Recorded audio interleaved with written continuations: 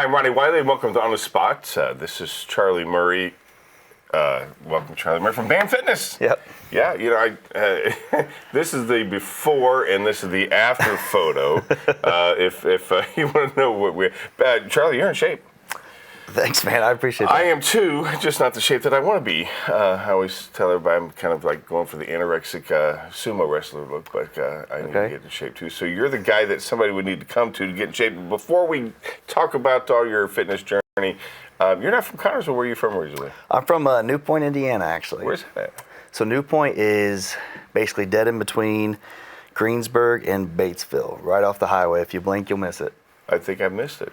It's about 500 people, so most people do. I think every time I've driven by it, I must have blinked and missed it. So you grew up there, a very small town, and did you get to the fitness bug then, or was it later on in life that you decided that I need to be fit, not look like a mushroom like this guy? Yeah.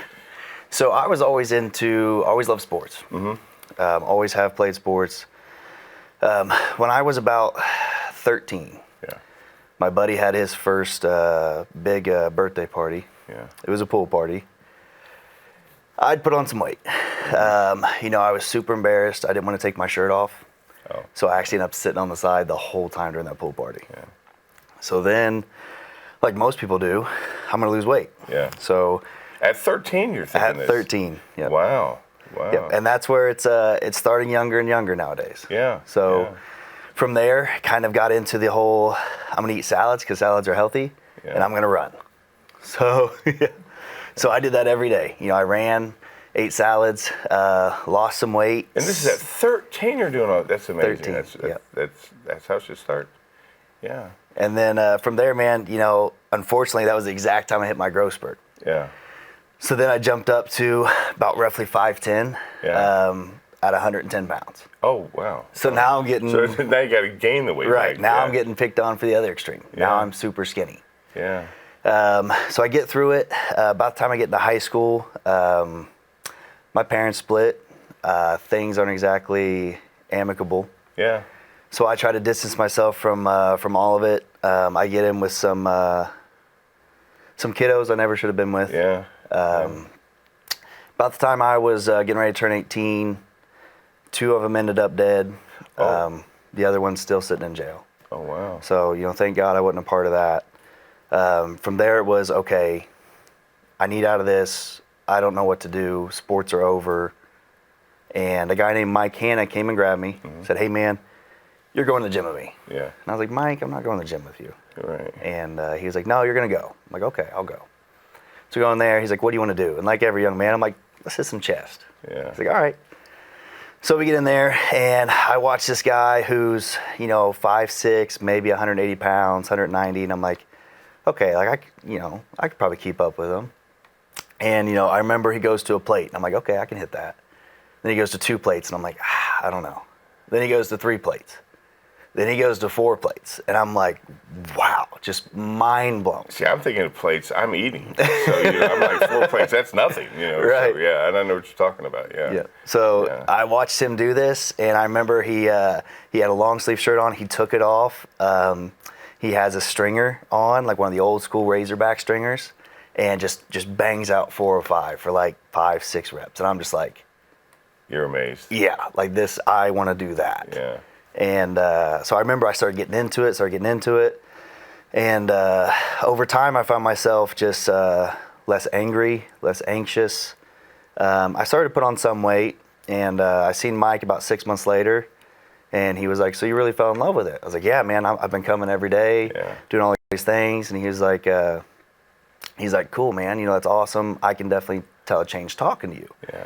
And I was like, yeah, I'm just trying to wait to get big enough to have one of those stringers like you got. Yeah. And explain exactly what that is.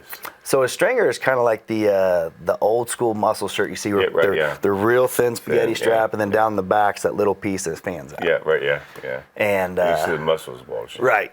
Yeah. And at the time, I had no business wearing one, but he was like, you really want one? I'm like, yeah, man. So he goes, okay.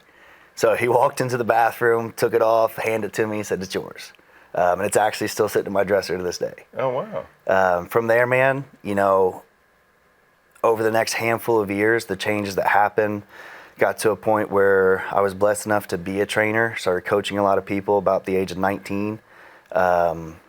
Coached in a handful of different places, down to Florida, to Baltimore, to Indy. Ended up at Rushville Anytime Fitness, became the #1 trainer in that company. Grew to be a PT manager and eventually a district manager there. Mm-hmm. Didn't really see eye to eye with some of the values of that company at the time. Yeah. So from there, I left, went up to Indy, started working with a buddy of mine, loved it, got to help so many people. And, me and the missus sat down and talked one day and was like, we need something more like that around here. Yeah. And I'm like, I'm 22. And she was like... You're not 22 now, right? No, not anymore, so no. When did this start? Yeah. So, and she was like, hey, let's just pray about it. Let's make some phone calls, see what happens. Yeah. We ended up calling Remax. Brian Bauman said, hey, I have a building here. I can't do nothing with it. Come meet me. So we met him, and the rest is history. Yeah. And BAM stands for? Body and Mind. Yeah, that's awesome. Yeah. So let's go back to a little bit when you were a kid and you had that growth spurt. See, when I was a kid, believe it or not, I had one chin and I was skinny and I had a high metabolism, so I'd eat a 10-pound steak and lose 15 pounds. I could eat anything I wanted, and I was athletic too. I played all kinds of sports. What kind of sports did you play back in the day? When I was a kid, man, I played anything I could. Yeah, so I've played basketball, baseball, football, briefly soccer, anything at the family cookout. Me too. Everything. And I played, a lot of organized sports, and me and the friends would call each other, hey man, let's get it, and we'd go play, wiffle ball, baseball, anything in the streets we could play. And I loved that activity as a kid, and I never had to worry about food, drinking sugary Kool-Aid and, that gave you energy. And I didn't think about it. And my dad got a little bit, he was like me as a kid, and then of course he developed a belly, and I thought that'd never happen to me. And so I tell my sons, this is your future, and they, unless you start working out, really, you got to start, thinking about it now. And of course my oldest boy does more than my youngest son. He gets more mad at me, but let's talk about that age 13. That's unusual for you see kids, unless they're part of like a high school program, to get into working out. Are you seeing that more now as you guys are owners of a gym, to see the young kids get in there and start working out, and are you seeing that more and more?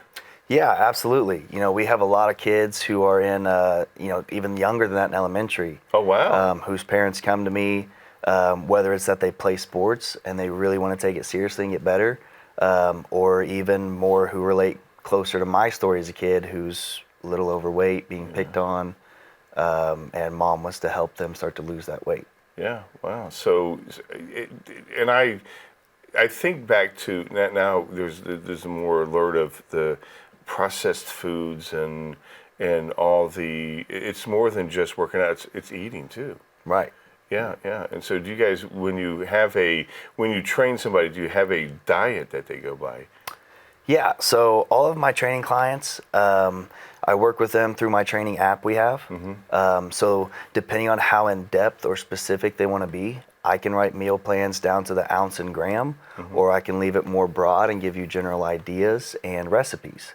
Mm-hmm. But for the most part, we always do have general rules when it comes to our nutrition, things I want them to make sure they're trying to do every day, and things I make sure that they are avoiding every day.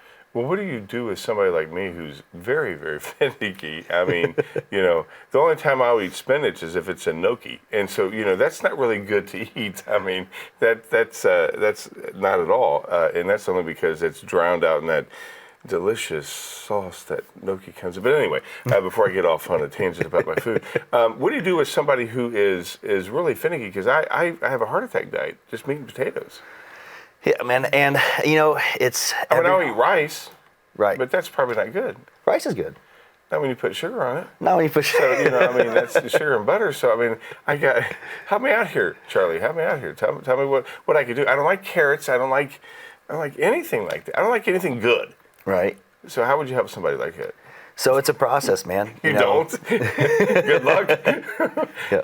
But it's all a process. Everyone is unique. Everyone's different. Just because a food is labeled as healthy doesn't actually mean it's healthy for you. Yeah. Everyone's body accepts different foods in different ways. So from there, it's a lot of communication back and forth. Yeah. Hey, man, I really don't like this. Cool, let's try this. I have some clients who just cannot stand eating any vegetables. So we actually have a greens powder that we have them use. Oh, okay. Still to get that micronutrients you need. Without having to sit down and physically eat vegetables. So yeah, and I've tried.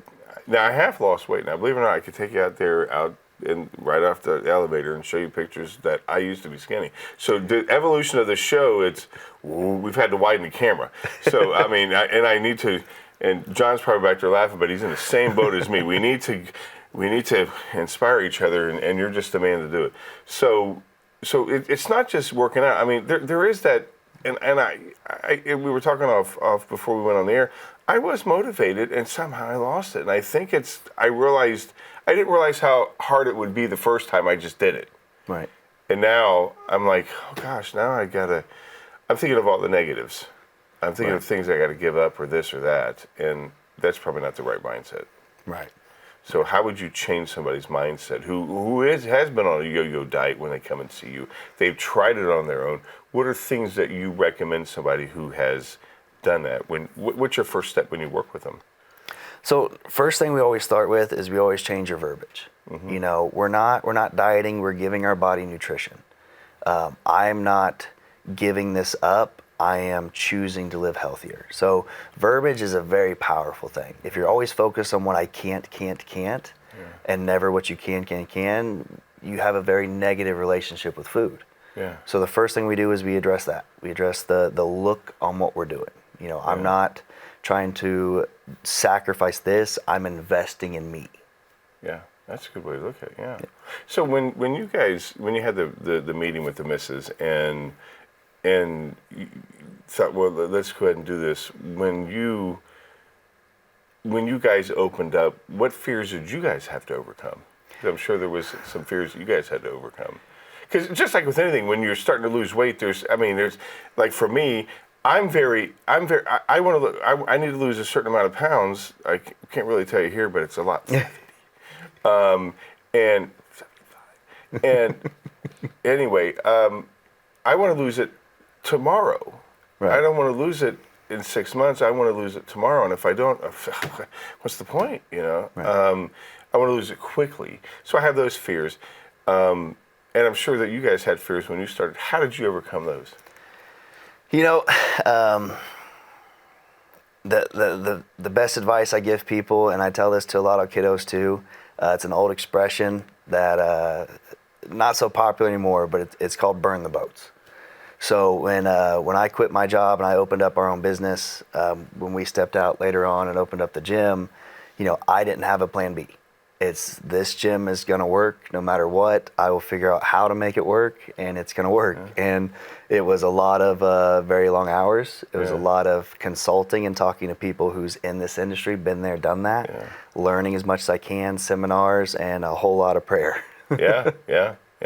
I think of the discipline my niece has. My niece goes there.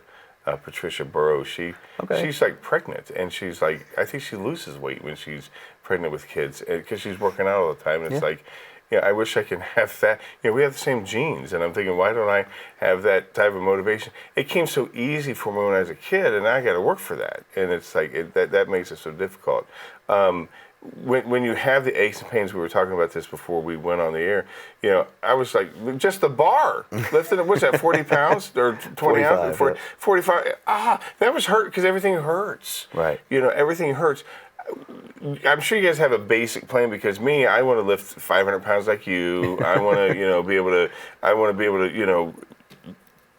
have muscles that big right away, How do we slow down? How do you get people to slow? Because I know I'm not the only one. I know there's other people out there who are impatient and we want to lose everything now, only because I've talked to them, and because we seem to find each other and complain about how our impatient is. How do you suggest that somebody gets over that impatience.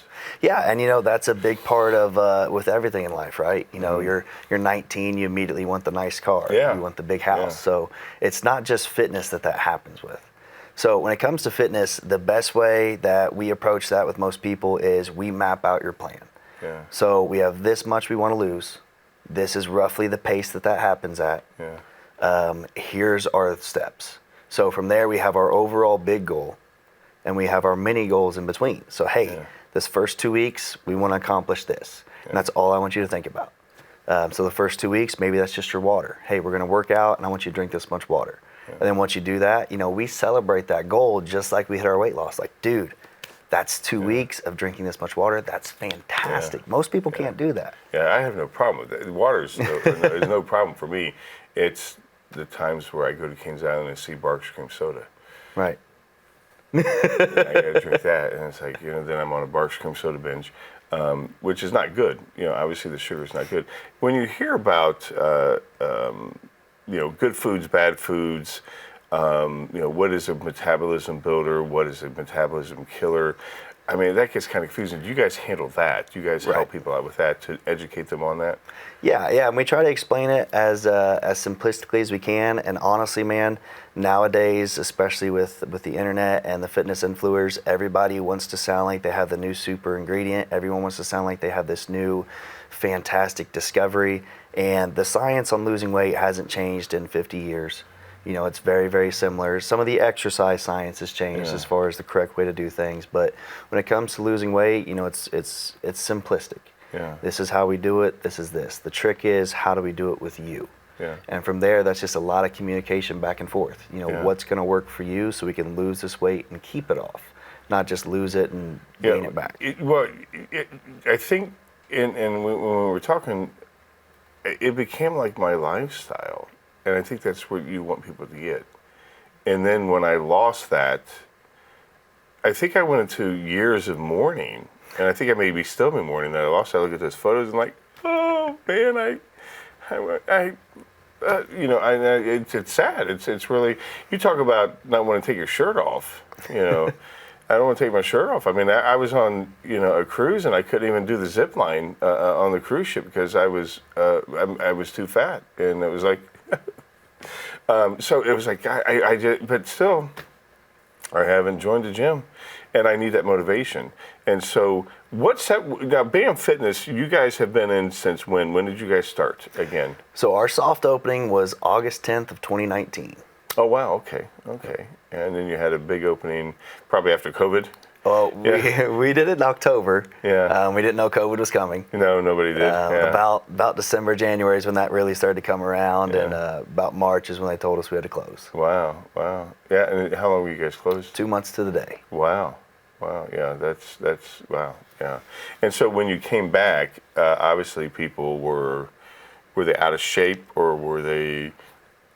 So we had an interesting mix. We had some people who were thrilled to be back, loved it. We had some people who were still extremely scared to come back, and understandably so. That was a very unknown time period. And we had some people who came back and they're like, man, this feels heavy, and I was doing this, and it's like, I know, man, we'll get back there though. We'll be all right. And that, so when you guys come up with a workout plan, do you guys plan for maybe like vacations and interruptions that that maybe come up? Do you plan for that? Yeah, absolutely. You have to account for life, and it's like I was telling you, the plan is to make fitness a part of your life, not your life into fitness. Some people absolutely love working out and love this and that, and that's great. Most people don't. Most people, this is something we need to do to stay healthy, to stay active and fit. So when we plan things out, we expect these things to come along. We plan for these things to come along so that when it does come up, you're not on vacation thinking like, dude, I got to stick to this. I got to do this. I got to do this. Like, no, I want you to enjoy life. Like in special moments like that, I have a client this weekend, next weekend, her son gets married, and she was talking to me about like skipping the rehearsal dinner and stuff. And I'm like, no, like your son's getting married. Go have your rehearsal dinner, enjoy it, love it. I promise you we'll get that right back off in a week or two. It's funny you say it, because when I was on my first weight loss journey, there was always that fear of, And of course, it happened where I gained it back. But there was always, oh, I'm going to gain this all back and lose all this work I've done. There's always that fear. Right. And then it becomes not enjoyable. And I think that's where my mindset is now, is that I don't want to go through that struggle. So I think it's like, okay, well, what am I doing now? I'm looking in the mirror depressed. So, I mean, I'm trading one for another. Right. You know, so it's like I need to. It's like I tell people, you know, Get that oomph. life is always hard. Yeah. Pick your hard. Yeah, it's true. That's very true. I mean, that's yeah. And where does your heart lead to? Right. I would be skinnier. Yeah. It'd be much more healthier. The benefits of working out, again, not just the vain aspect of it all. Right. The health aspect of it all. Yeah. Let's talk about some of the health that you've seen from people, from where they're thinking they can't move their joints to fully moving them. You may have seen that. Yeah, absolutely. And, you know, without getting, we'll say, extremely sciencey, Yeah. you know, working out increases chemicals and enzymes in your brain that tell you to be happy. Yeah. And accomplishing something like a task, like working out, whatever it may be, a hard workout, gives you that rush and also makes your brain think, hey, I completed a hard task. Now I want to do another one. Now I want to do another one. And it really starts to steamroll. Yeah. You know, when it comes into fitness, it was like I was telling you, you know, just that one workout of wow became now almost 11, 12 years. Yeah. So it really steamrolls. So, you know, from your heart getting healthy, you know, your muscles' main job is to actually Not hurt? right, yeah. Wow, that's but they're amazing. supposed to contract. So like my quad contracts to open my knee joint to allow that joint to flow as it's supposed to. Yeah. And if that muscle is not strong enough to do so, that's when they start to grind. And grinding that cartilage is what creates, you know, different arthritises and aches and pains. Yeah. So- yeah. So you yeah. It's the burn. There's a good burn, correct? Yeah. 'Cause I remember from when I tore my shoulder. There was a young kid who was going through the workout, and I said, boy, that hurts. He goes, oh, work through the burn. I said, buddy, this is different. This is a different burn than when I was a kid. When I, believe it or not, when I was in shape and did, you know, do the stretches before, you know, throwing a ball or whatever. This is completely different. Of course, I had a torque rotator cuff, and I was like, I can't do this anymore. I mean, it just was too bad. Right. I couldn't work through that. I had a big bone spur that was cutting on it. But anyway, going back to the endorphins of your brain, I'm sure that must feel good when you see somebody who's coming in and they are like, okay, I want to do this. I don't know how successful I'll be, but then that light bulb goes off, Right. and they're like, oh man, and you see that change like your guy saw in you. Yeah. And you know, one of my favorite clients I've ever worked with, and I tell a lot of my clients the story. Her name was Jean. And I won't say her last name just in case. But, you know, when I started with Jean, she was... Hi, Jean. she's from Rushville, so Oh, I don't know if she'll see this or not. Oh, but she can watch it on YouTube. she, you know, she came in, she wasn't very happy in life. Yeah. She had a hard time moving. She couldn't get off the couch by herself. She was at that age of, you know, this is just it. I'm just going to relax until my time comes. And she was pushed to come in, and I met her. And, you know, I told her, I said, we're going to become good friends. And she was like, no, we're not. And I was like, all right. And that was your goal. Right. Yeah. And that was my goal. And 3 months into work with me, we had a stool that was maybe knee high. And she could hold a 30-pound, 35-pound kettlebell, squat to it, stand up. And I'll never forget it. She came in on a Monday. She was wearing a black and hot pink yoga outfit up and down all the way. She had her little sunglasses on, and Jean's maybe 5 foot at best. Yeah. She comes walking in carrying this big old Pizza King box, and I'm like, all right, Jean, like, you can't bring Pizza King into a gym. What are you doing? Yeah. And she just saw me, cracked this big smile, threw it down, ran up and hugged me. And I'm like, Jean, what happened? And she's like, I hope you know, like, this weekend, I rearranged my living room furniture by myself. Oh, wow. And she was like, you know, and it still kind of gets me a little bit, but she was like, I couldn't even get off my couch. Yeah. And she's like, now I'm lifting my couch. That's awesome. So, Yeah, that does make it feel, Yeah. that you had that little bit of, and I think that's where it's I guess where I am at in my personal journey is the when you talk about the hard, it's I want to get those pythons too, but I think, well, am I ever going to be? I'll be 53 in July, so it's like the month that this airs. Am I going to be able to hey, next time you're on the show, me and you are have?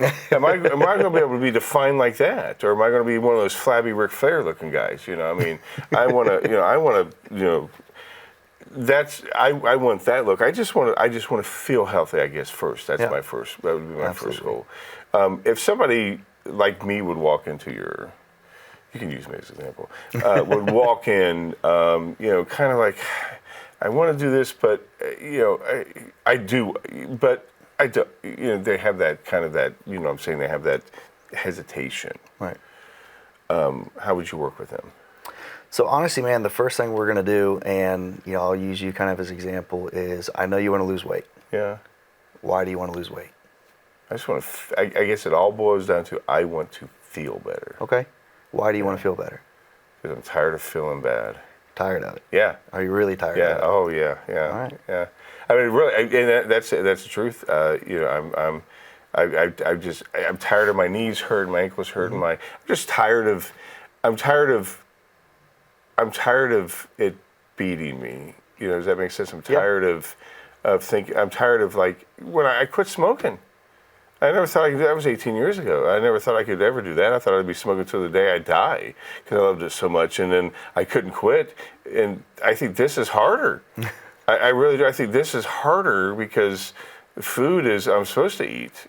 I just don't have any control of it, and I'm starting to get mad. Right. That it has such control over me that I don't have the discipline that I had when I lost that weight. Yeah. And what we're going to do, man, is we're going to use that as fuel. Use that anger, use that upsetness. And losing weight is, I'm not going to compare it to any sort of drug addiction or anything like that. But it is very hard in its own sense because not only is sugar so reactive in the human body, they've done studies that show sugar is, 7 times more reactive in your brain than even like cocaine is. Yeah. But it's legal. Yeah, right. And the crazy part is, you can get out of some sort of a drug addiction like that and kind of get away from it. Now, you're still going to have your moments, but with weight loss, it's everywhere. Yeah. Your friends are eating this, your family's eating this. Yeah. You drive past McDonald's, parties. It's always in your face. It is. So, it's hard. As we get ready to close here, Charlie, I told you it goes by pretty quick, this 30 minutes. We can talk for another. I was hoping I'd do some exercise real quick, but maybe we can bring you back next month and get John out here, Weenie. There you go. That's my motivation. I want to be skinnier than John. Where can people find you at? Yeah, man. So I'm always down at BAM Fitness. It's 832 Northeastern Avenue. Mm-hmm. A lot of people know it as the Old Moose Lodge. The Old Moose Lodge. Yep. So it is all cleaned up and taken care of, though, I promise. And can they find you online anywhere? Yeah, so we have a website being finished right now. Mm-hmm. Other than that, we do have our Facebook page, Instagram page. Me and the missus both have our own TikToks. We cover a lot of gym as well. What's the missus' name, by the way? The missus, that is Miss Anisha Murray. So. Anisha Murray, yeah. Hi. She's over here waving at us. So go see the Murrays at BAM Fitness, and they will motivate you into shape without a doubt. I know I am being motivated right now to lose some weight. Charlie, thank you very much for being on the show. Thanks for having me. And come back anytime and whip us into shape. All right, Absolutely. Will do. You go ahead and check out Charlie. I was going to say Charlie Murphy. Charlie Murphy. I get it a lot. Charlie Murray, and we'll see you next month on The Spot.